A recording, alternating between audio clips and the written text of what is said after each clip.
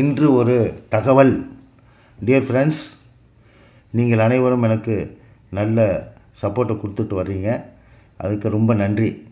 இப்பொழுதுள்ள அரசியல் பரபரக்கும் நிலையில் விஜய் டிவிக்கை பற்றி பேசுவோம். நான் இந்த வீடியோவில் சொல்கிறதுல மேக்ஸிமம் ஒரு 99% உண்மையாக இருக்கும். நீங்கள் வேணால் செக் பண்ணி பாருங்கள்.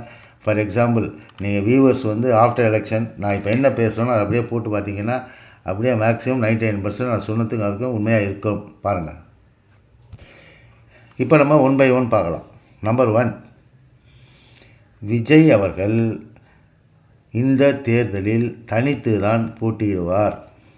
ஒரு சில பேர் சொல்கிற மாதிரி என்டிஏ பக்கம் போவார், ஏடிஎம்கே பக்கம் போவார், காங்கிரஸ் வரும், இதெல்லாம் கிடையாது.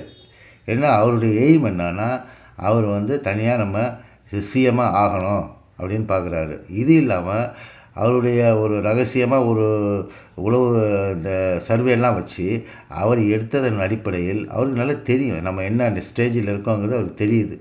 அதனால் அவர் தனியாக தான் இந்த தேர்தலில் போட்டியிடுவார். நம்பர் 1.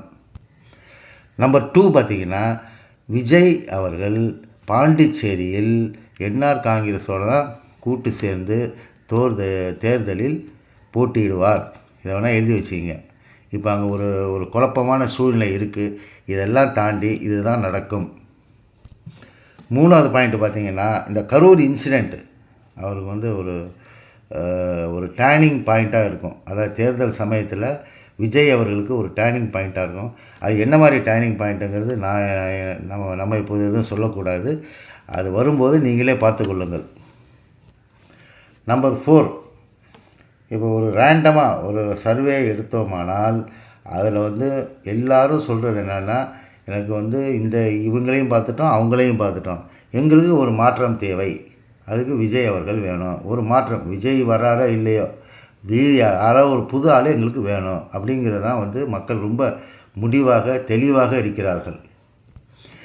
இந்த ரேண்டம் சர்வேயின் மக்களின் கருத்துக்கள் பார்த்திங்கன்னா ஒரு நல்ல ஒரு மெஜாரிட்டி விஜய்க்கு இருப்பதாக தெரிகிறது. அடுத்தது நம்பர் 5, ஒரு சில கட்சிகள், சின்ன கட்சிகள்லாம் பார்த்திங்கன்னா கடைசி நேரத்தில் விஜய் பக்கம் வருவதற்கு சான்சஸ் ஆர் தேர். வெயிட் பண்ணி பாருங்கள். அடுத்தது நம்பர் 6, சசிகலா அவர்கள் நிச்சயமாக விஜய் கூட தான் தேர்தலில் போட்டியிடுவார். ஏன்னா அவங்களுக்கு டிஎம்கேலையும் போக முடியாது, ஏடிஎம்கேலையும் போக முடியாது. கடைசியில் விஜய் கூட தான் வருவாங்க. அப்படி வரும்போது பார்த்திங்கன்னா இவங்களுக்கு ஒரு தனி ஒரு இம்பேக்ட்